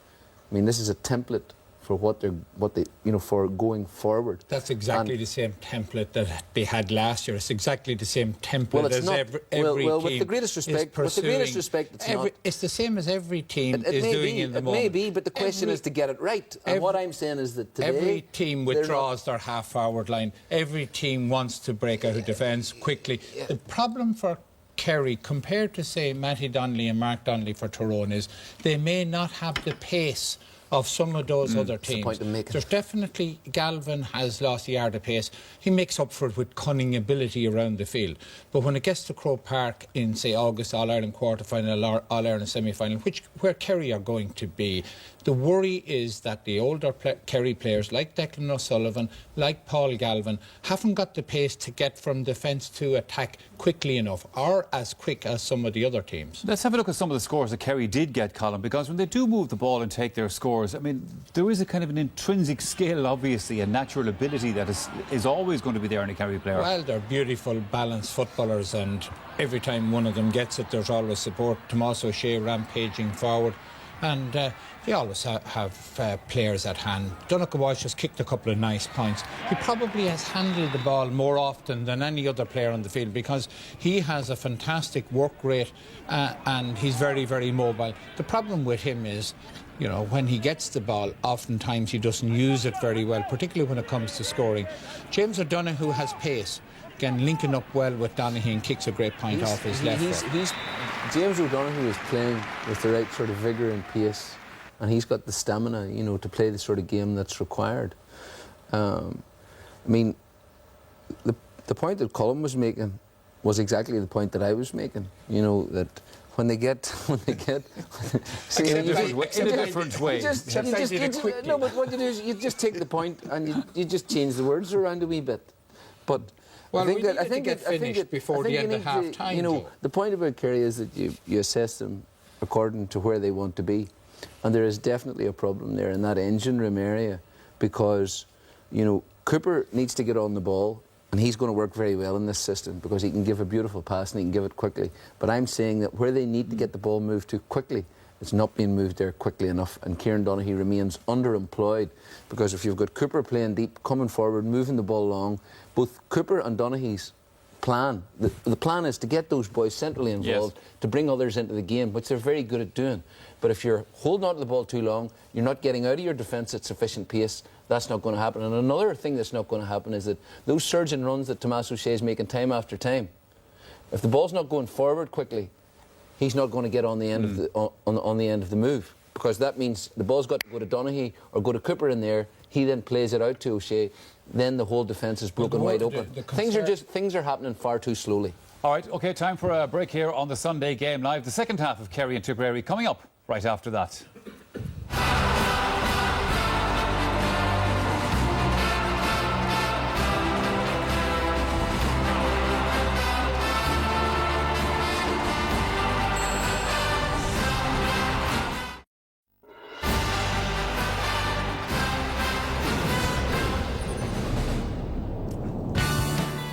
The Ulster Championship clash of Donegal and Tyrone is one of those games that will dictate the path of the next few weeks of this summer's football campaign, and it's coming up live here on RTÉ Television. The throw-in is at 4 o'clock. Yeah, looking forward to it already. But in the game that we are watching at the moment, Kerry are leading Tipperary by 11 points to 4. Colin O'Rourke, we don't want to get hung up on this about the referee, but just a point that you wanted to make about this whole business of allowing an advantage, or why did the referee stop it there? And you have a piece picked out from that first half to illustrate what you're afraid might happen in the championship. Yeah, well, Conor Lane is one of the up-and-coming referees, but here we have James O'Donoghue away on a run, fouled by Philip Austin. An obvious booking, but James O'Donoghue gets up really quick and kicks a brilliant crossfield pass. Referee calls the play back to book the player. I could see no reason why he couldn't have let the play develop. It was likely to end with a Kerry score and come back and book Philip Austin then. There's absolutely no reason. And why referees want to book a player there and then and take away the advantage from the attacking team, I don't know about that. I'm sure that they wouldn't forget who the player was to be booked in the space of 20 seconds. Sure. Obviously, there's a change coming in the rules going forward on this particular issue. Yes, and well, that is a 5-second delay where a referee can give an advantage, as in rugby. I don't know whether it would apply in a case like this, but I would like to see for the championship from now on is that when there is a booking, if the player is able to get away and kick the free quickly, that the referees would let the play develop and then come back at the next break in play and book the player rather than stopping everything. Coming back to this game for the second half with Joe, you get the impression looking at this game and looking at Tipperary that they kind of have gone to Killarney knowing that their fate was sealed before they got there at all, and that they're going to try and just say, well, let's see what happens in the qualifiers. Is that unfair to them? No, that's totally accurate. No hope? No. Well, I think it's reflected. Kerry have got 11 points, 10 from play. Tipperary have got 4, none from play. This is a no contest. It just shows the gulf between a Division 1 team and a Division 4 team, and the gap has been exaggerated since last year. And of course, obviously, their case has been worsened now by the fact that their corner forward just got injured just before the Tipperary's corner forward. This is just before the also Tipperary are showing half time. Tipperary are showing no ignorance. Now, if you're going to go out and have a go at a team like Kerry, you've got to go out and have a go at them. You know, get in amongst them and really have a go at them. But your point is right, that they've just accepted their fate. And, you know, if you don't bring war, well, you know, you're not going to be able to compete against them in other ways. You know, you'd like to see the like of Fermanagh going out there against Kerry, because they would go out and get absolutely melted into them from day one. But that's not happening.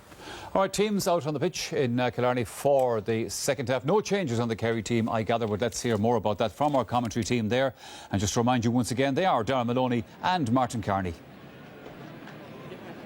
Thank you, Michael. Still waiting for confirmation of who has actually come on for Tipperary. There he is. It's Brian Mulvihill from Moyle Rovers, who has replaced Alan Maloney, who you would think with ankle ligament damage is facing a pretty significant time, unfortunately for him, on the sidelines. So Brian Mulvihill is taking his place in the Tipperary forward line.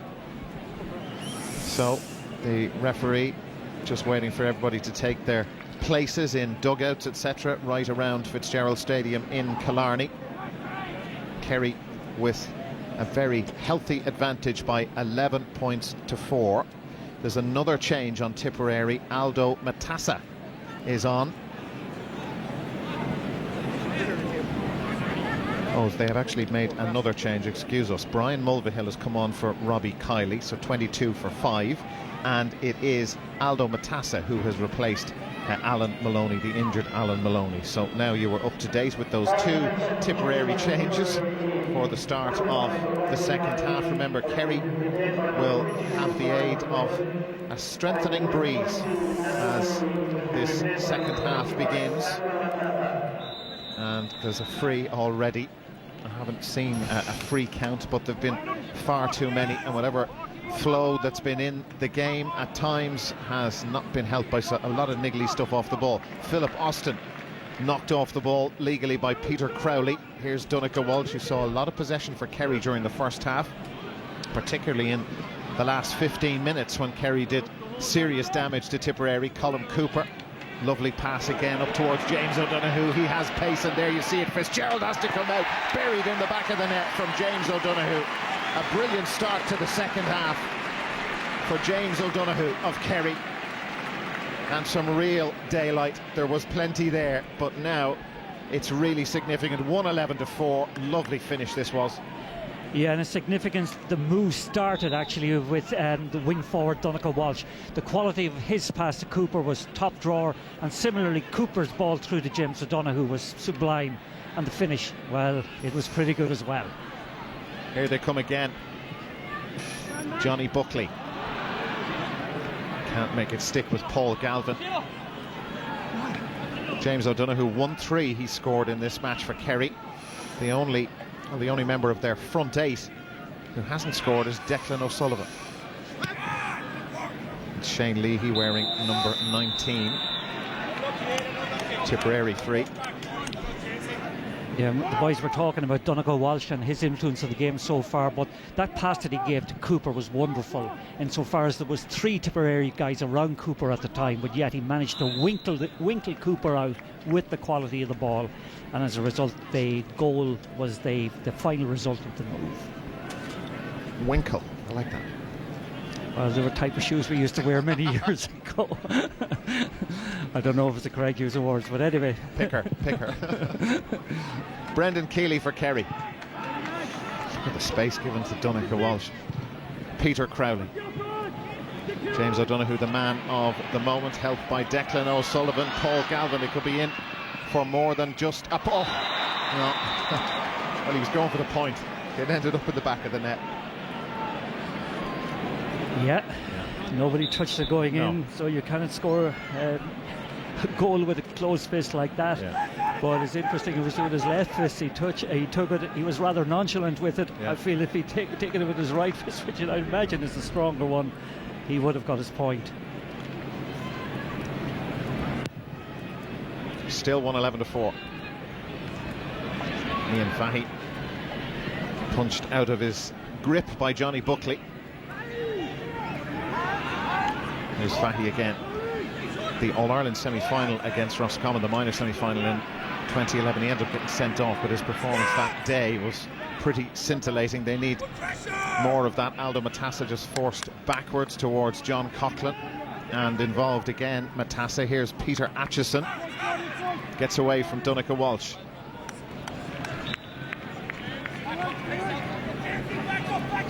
Their game against Kerry last year, when they lost by 6 points, Tipperary, it allowed them, sort of sprang them into the qualifiers, and they went on quite a run. They ended up in the last 12 of the country, Tipperary. Yeah, but there's a listlessness about them today, Dara. There's something that's a little bit worrying about them today. The competitiveness that you would expect from them in a championship is absent.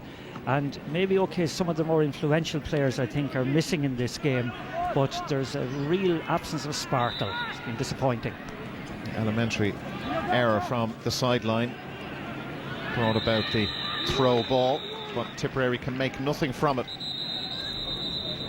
More descent, more whistle, and another free for Killian Young. Colm Cooper. It's Robbie Costigan behind him. Donncha Walsh lets it go quickly. Trouble for Tipperary again. Declan Sullivan could get his first point, or maybe more. Brilliant block down in the end. I think it was Paddy Codd, the Tipperary fullback, who did that. Paul Fitzgerald had Declan Sullivan behind him. It's Shane Leahy. Robbie Costigan. Kieran Donaghy there. Donaghy fouled him.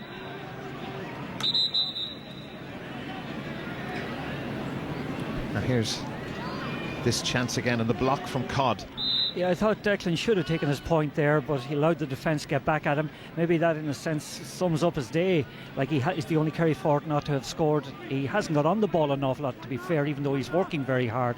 But that time you would have thought that he would have put it over the bar, taking the simple score. Philip Austin. Paul Galvin working hard to stay with him, but failing to do it. Here is Austin. Was booked during the first half, and there's no way past Peter Crowley, but Tipperary still have the ball with Kieran MacDonald. 3 in. Referee says, well, a push. Well, I think he tripped him, actually. I think coming together of legs, I think other codes call it. James O'Donoghue that time in exerting the pressure. See, just his leg actually caught into Kieran MacDonald's, and does give, I think it is, Conor Sweeney an opportunity now to take another point.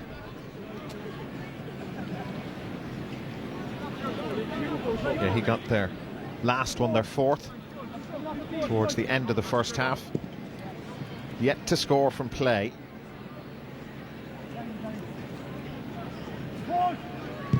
And Sweeney makes no mistake. Tipperary's 5th point, and it brings a light ripple from the Tipperary followers who've come here to Fitzgerald Stadium to be in a crowd of 7,321.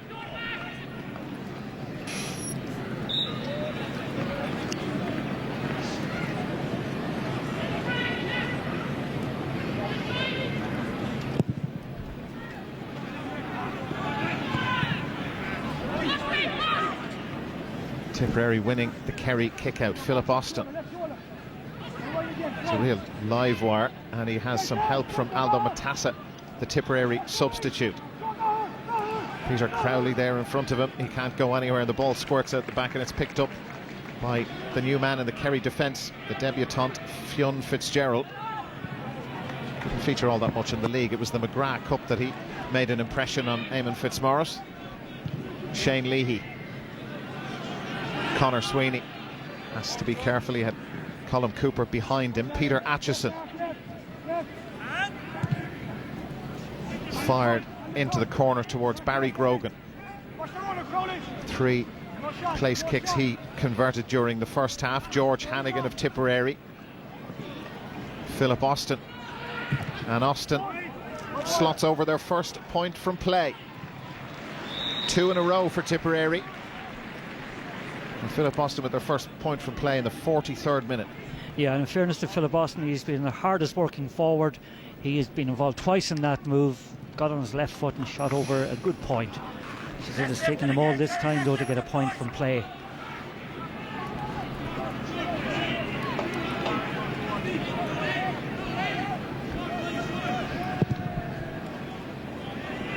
It's been a real struggle for Kerry, or for Tipperary, to get that scoreboard working, having to wait all that time to get a first point from play. Tomás O'Shea got a point of his own during the first half.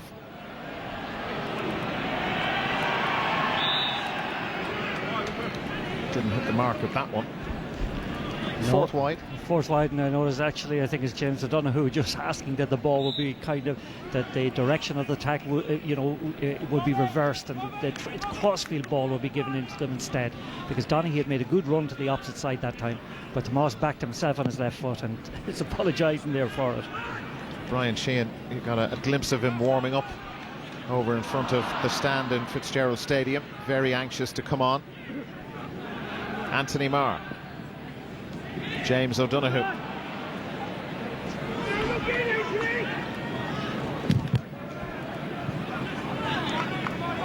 Here's Philip Austin.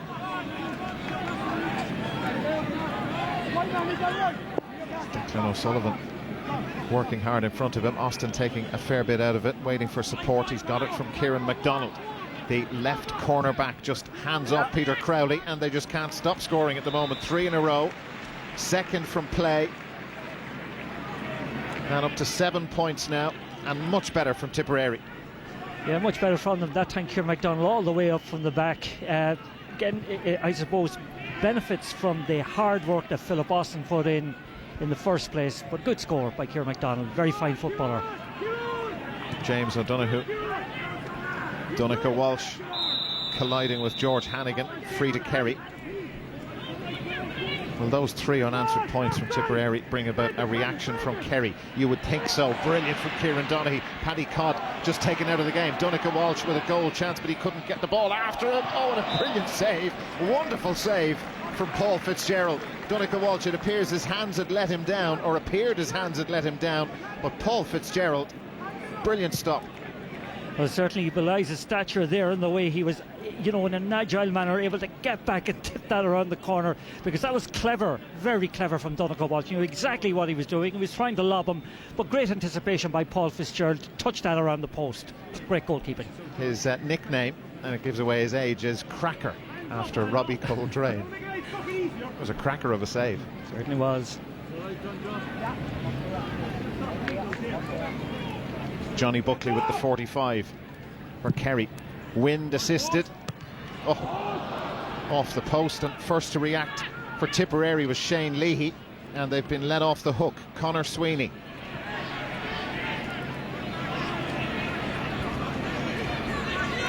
Peter Aitchison. Still with the gloves on. It's not a damp day at all. Peter Aitchison knocked off it by Fionn Fitzgerald. Aldo Matasso was thinking about taking a quick one, but instead he's waited for Barry Grogan to come out the field. No, in fairness, Grogan has a lot of confidence in himself when it comes to kicking ball off the ground, and this is within his compass, even though he's kicking into quite a strong wind. That yellow for Johnny Buckley, it would appear to be so.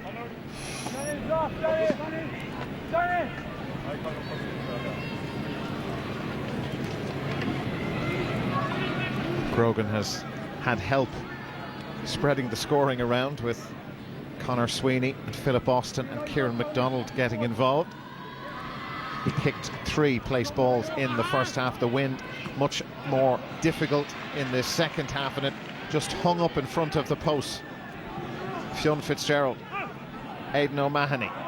Grogan right on the edge with his challenge after the ball had gone. Aidan O'Mahony and Grogan still there with O'Mahony, who just loves the physical stuff.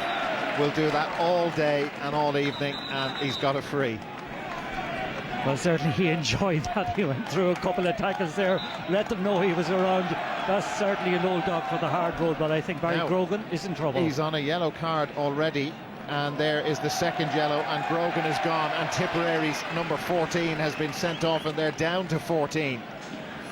Yeah, that's a crying shame, but that was a silly piece of macho play by Barry Grogan. There was no need for him to come in that time and try and create no man. There wasn't an awful lot in the tackle, it must be said, but it was a yellow card, and given the fact that he got another one early in the first half, you know, it's only one decision, but O'Mahony loved that little encounter. He'll go home with a smile on his face. Barry Grogan will not. Sent off here in Killarney. Here's Colm Cooper, and that looks gorgeous, and it is. What a point. Pretty close to the point of the day. Well, it was delightful, Dara. We're just right in line with it. So simple, so accurate, so skillful. Just watch, it just comes in at the right moment. That's beautiful.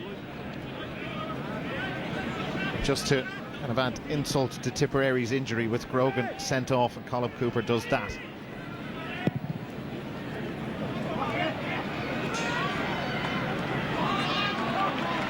Paul Galvin.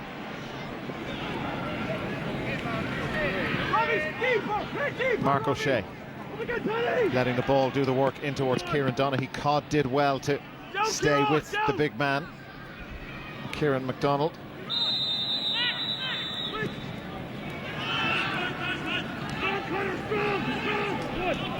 Kerry's unbeaten home championship record will stay intact beyond today, going all the way back to 1997. This match number 25. Some record. Incredible record. Yeah. And the light of Cork, of course, involved with Tyrone as well, who were here last year in the championship, beaten, if I remember, by 10 points on the day.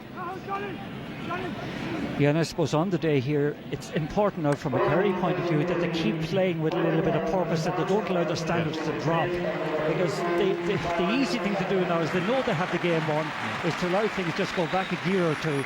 But it's important for Eamon Fitzmaurice and for the team itself, in terms of the development this year, that they keep the tempo and keep their intensity right through to the final whistle. Well, I think the introduction of fellas like Darren O'Sullivan could help that, as Fahy with the free, that has been kept in play, but Kerry will turn it into a quick counter-attack. But Darren O'Sullivan will have a point to prove to Eamon Fitzmaurice.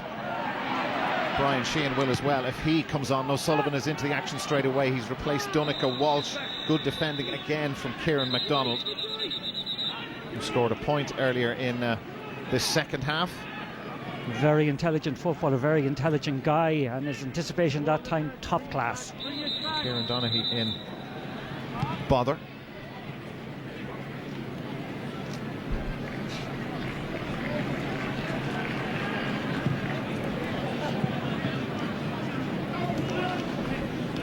Here's an interesting scoreline. London 1-6, Sligo 5 points. Half-time in the Connacht Senior Football Championship.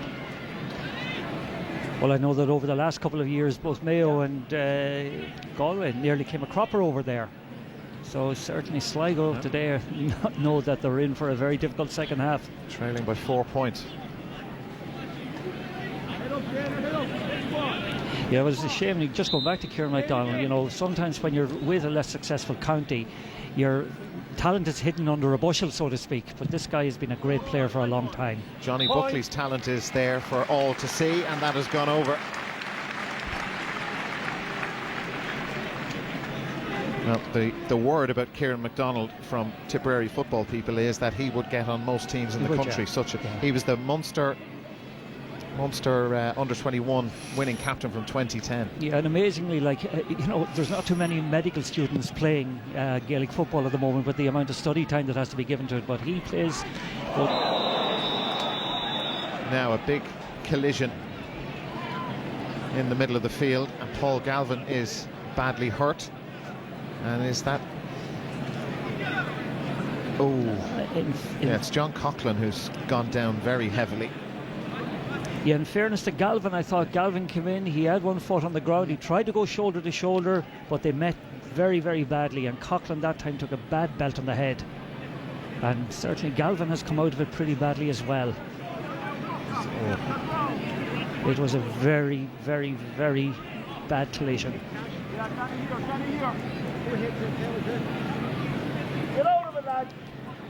Play still held up. Consultation with Conor Lane.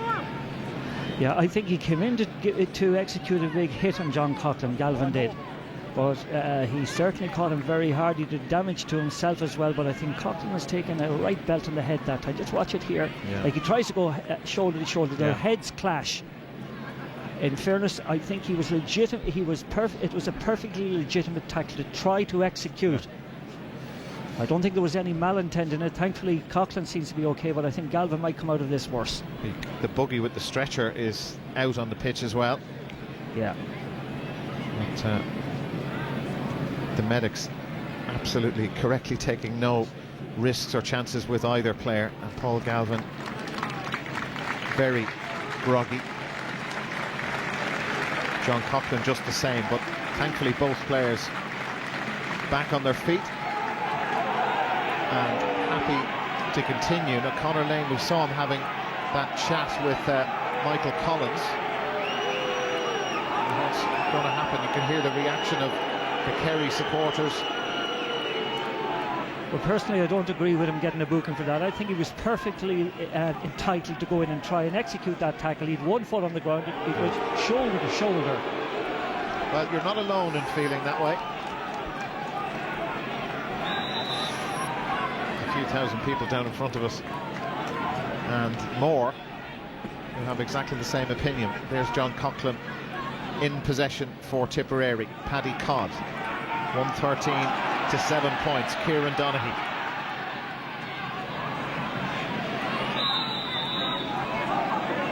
Touched on the ground. Marginal call against Kieran Donaghy.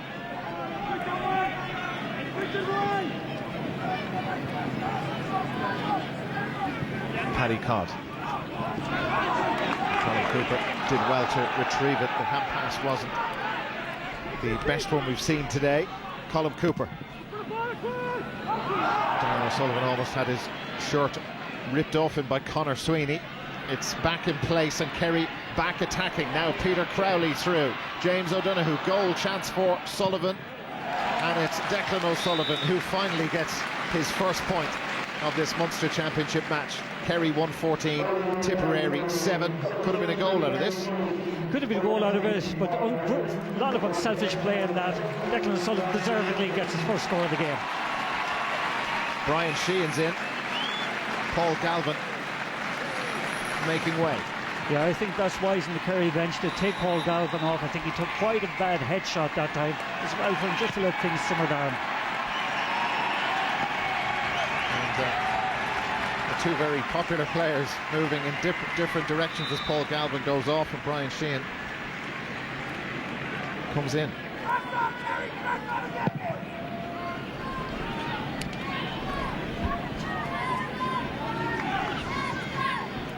The stats won't make pretty reading for the Tipperary backroom team as they prepare for round one of the qualifiers. Peter Atchison. Kerry will have Waterford next Saturday night, and even that 6-day turnaround came up as a source of debate with some of the Kerry players during the week. Colin Cooper with acres and acres of space, and that is the sort of point that he scores almost with his eyes closed. The Tipperary half-back line marked absent. Colin Cooper didn't need asking twice. No, but I think it's the little pick-up that he executed that are just beautiful. Okay, the score is vintage Cooper, and it's what we're used to seeing. But my God, just a natural little skill, the way he executed the pick-up. Effortless, beautiful, so poetic. I think what's happening over the other side of the field, you know, talking of big hits, Peter Crowley went into a pretty hard collision. I think it was with George Hannigan. Look at this. Yeah, just so lovely, so natural. And again, just looks up, sees what's on, and no fuss, over the bar. Still strange to see number 11 on his back, but anyway, it's been working. And a reminder, we've got Donegal Tyrone coming up live for you very shortly. That epic clash, or it will be an epic. Donegal Tyrone throw in at 4 o'clock live on RTE2. we're watching Kerry continue to thunder into Tipperary. And that was Killian Young fouled, and the referee, the notebook's out again. Yeah, I think it's Kieran MacDonald this time, just went in a reckless challenge, and it's just a case now for Tipperary of damage limitation. Keep the score down as much as possible, because there is no way, particularly with 14 men, that they're going to come close to Kerry. Booking for Kieran MacDonald, and the free for Colm Cooper. Nicely done. Keeping the score down could be a real trick between now and the end of this match. That was the challenge of Killian Young. That's Lorcan Egan, who is replacing George Hannigan. Yeah, I think Lorcan Egan was involved quite a bit during the National League with Tipperary, so no harm to give him a run out today, because they've actually gone quite well in the qualifiers over the last couple of years. Well, in their round 4 qualifier last year, they were seriously close to down, having beaten Offaly, Antrim and Wexford. Gained real momentum through the back door. Failing to get out of Division 4 was a significant blow for them this year. They did have injuries to the likes of Michael Quinlivan and Philip Austin they badly missed.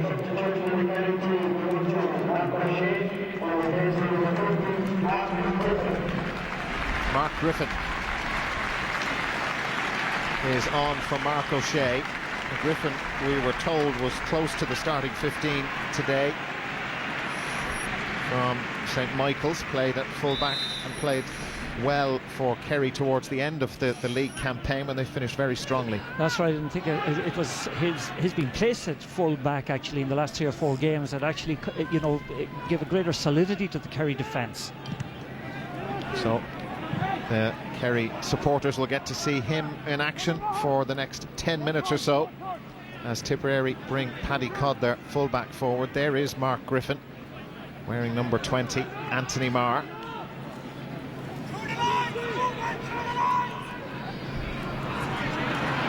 Tomas O'Shea.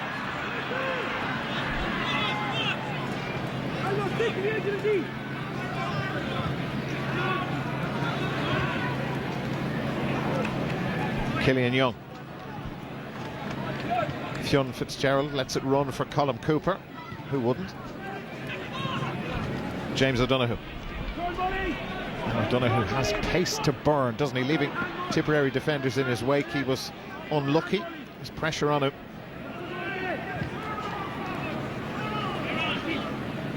Kieran MacDonald. Wasn't too much of a gap there, whatever there was. He got through it, and MacDonald just put off it at the vital time by Declan O'Sullivan, and Tipperary lose possession. Fionn Fitzgerald to Colm Cooper, steadies down. He's has he managed to hang on to that? Yes, there goes the white flag. Not a lot you can say about that. Well, what you can say about it is that he goes on to his right foot. You don't often see him on the right foot, actually. And I suppose, I don't know who came across him that time. I think it might have been Kieran MacDonald. But he got onto the right foot, and that radar is working perfectly again, just inside the post. Just a treat to watch him. And you know, how long are we watching him now? This is his 12th championship year, is it? Yeah. And he's been such a wonderful, wonderful player to watch. He most certainly has. Kieran O'Leary is in for Declan O'Sullivan. Out for a 45.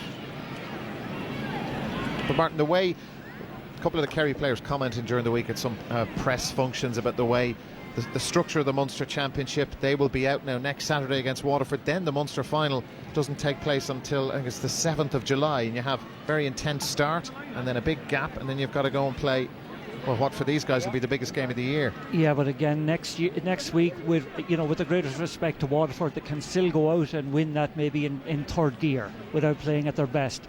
But I know then there is a lull, but it's August that is their time that they're peaking for. They know they'll be there at the August weekend, and that's when their real championship begins. Brian Sheehan. Kieran Donaghy just seemed to stick to him. Here's the man of the moment, Colm Cooper, Kieran O'Leary and Johnny Buckley. Sidestep took Philip Austin out of the game, and it's another point, and it's just so easy for Kerry. 118 to 7 points for Tipperary. Yeah, like their poise on the ball, their skill levels are just so superior. But Buckley that time, no great pressure on him. Great unselfishness by Cooper and by Donaghy. Leaves Buckley to do the rest.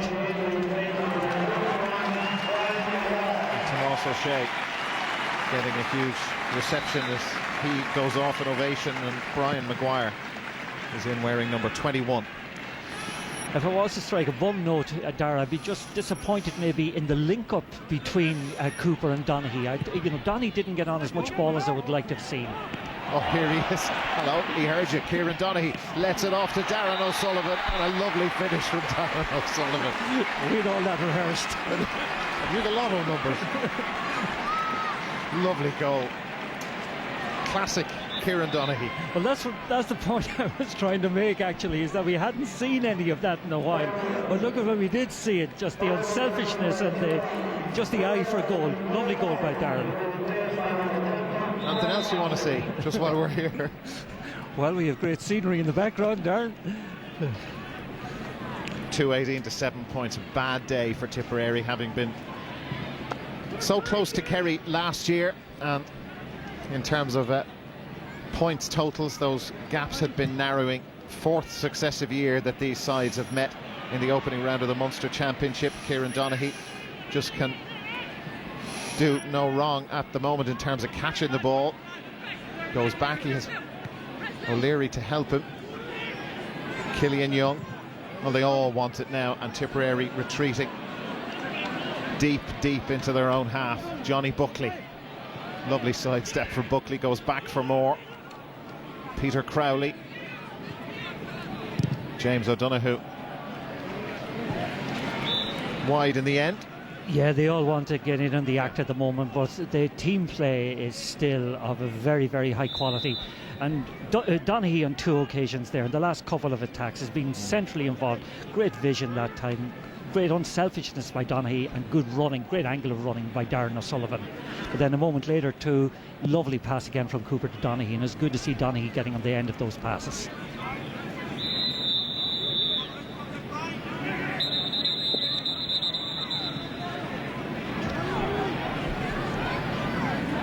Here come Tipperary. Reduced to 14 players early enough in the second half, and Barry Grogan was sent off for his second yellow card. There's a Tipperary player down injured at the moment, but Tip continue to attack as one of the Tip backroom team run in towards the player. I think it's Philip Austin who is struggling at the moment. Yeah, he went over on his ankle, Dara. There was nobody near him. I saw it happening, actually. Nobody near him at the time. Wild lash at that from Shane Lee, almost like a Garryone. He ran to try and collect it himself. Peter Atchison fouled free in. There'll be a point coming from this for Tipperary, whose last win in the Munster Championship came in 2003, and they badly needed this year to be avoiding Cork or Kerry, but they got Kerry again, and this is the result with 4 minutes to go. Yeah, good catch that time by Atchison under a lot of pressure. Aidan O'Mahony was doing his best to deprive him of the ball. Caught it well. Conor Sweeney putting over the free.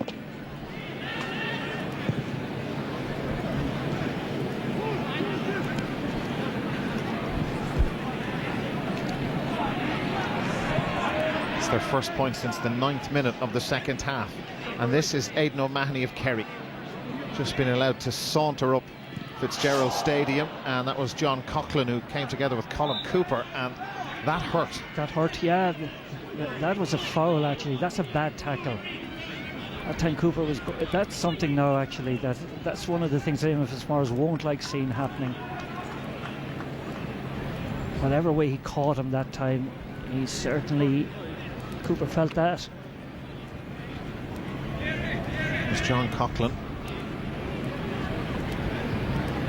I don't think he's badly hurt, Colm Cooper.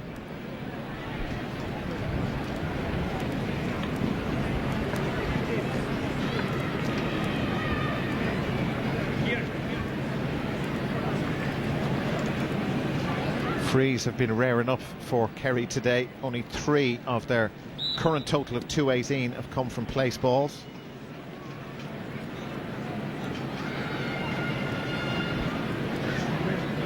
The familiar stance of Brian Sheehan with the hands on the hips before the free.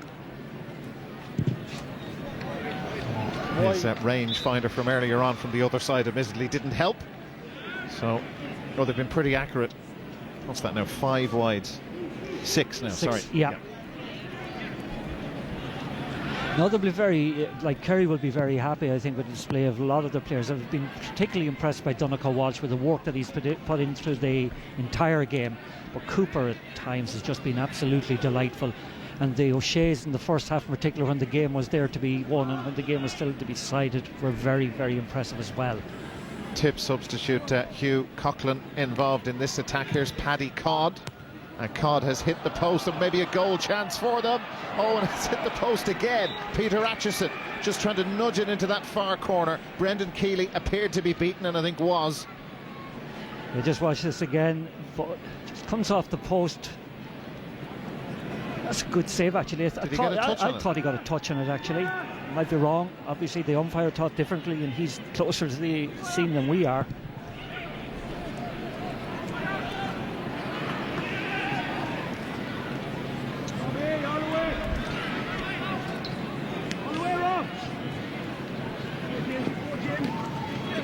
Oh, that was an awkward looking challenge from John Coughlin, who's had a couple of those, including the one on Colm Cooper.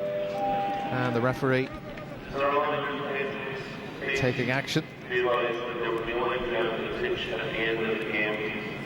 And a gentle reminder, as you can hear on the PA system, to the supporters here not to come onto the pitch at the full-time whistle.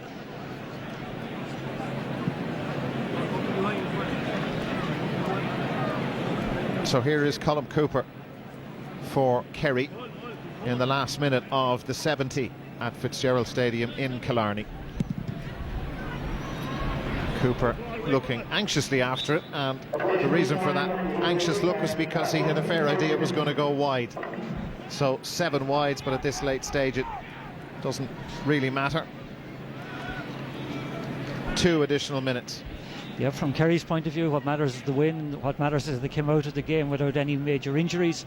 For Tipperary, what matters for them is that they can regroup and go on a similar run through the back door as they did last year, because there's a lot of good quality young lads to work on, but it's going to take that little bit of time to actually get a dividend from those minors and under 21s. Hugh Coughlin, who's back playing his club football in Tipperary, having won an All-Ireland club with St Vincent's in Dublin and then had some serious success with Portlaoise as well. But Aidan O'Mahony belting that forward, and we've seen this all too often in the final quarter of the game. Tipperary's defence just demoralised, and Darren O'Sullivan is through here for Kerry, and another fine stop from Paul Fitzgerald. It was a really good stop, but it wasn't far enough either side from Darren O'Sullivan. No, there was great strength or great power in the shot. Lovely run by Darren O'Sullivan, and nice through it. Arrow straight, but Paul Fitzgerald, as you said, went too close to him and at a perfect height to execute the save. A little bit lower and he probably would have got it in. But you must credit the positioning of Paul Fitzgerald in getting his hands on that. So Brian Sheehan with the 45. Won't be quite the last kick of this game, but it'll be pretty near it. Sheehan unsuccessful with 2 earlier, but third time he makes no mistake. 2-19 to 8 points, and Tipperary on the end of a bad beating here.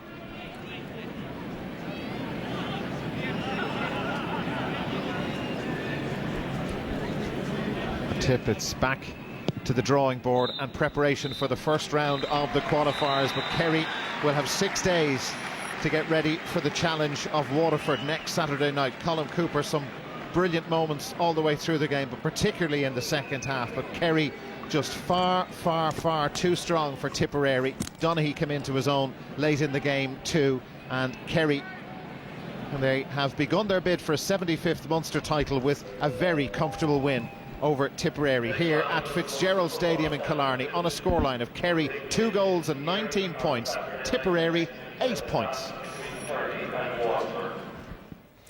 And your commentators at Fitzgerald Stadium in Killarney were Darragh Maloney and Martin Carney. Joe Brolly, I suppose for the rest of us that might have been sleep-inducing stuff, but from Eamon Fitzmaurice's point of view, the Kerry manager, I mean, to be honest, he would take games like that all summer long if he could get them. Well, the Munster Championship is like the Tommy Murphy Cup with Cork and Kerry put into it, you know. I mean, that's a friendly, really, for Kerry today. And, you know, it's like the opening of a pitch somewhere. And, I mean, you imagine, you know, contrast that with the situation in Ulster, you know, with the very, you know, biggest game in the country, maybe for the next 3 months, is going to be played today in the first round in Ulster. I mean, any of the Ulster teams would give their right arm to have Tipperary in the quarter-final, Waterford in the semi-final. So, I mean, it gives Kerry a very nice advantage. You know, it keeps them injury-free. It allows them to build.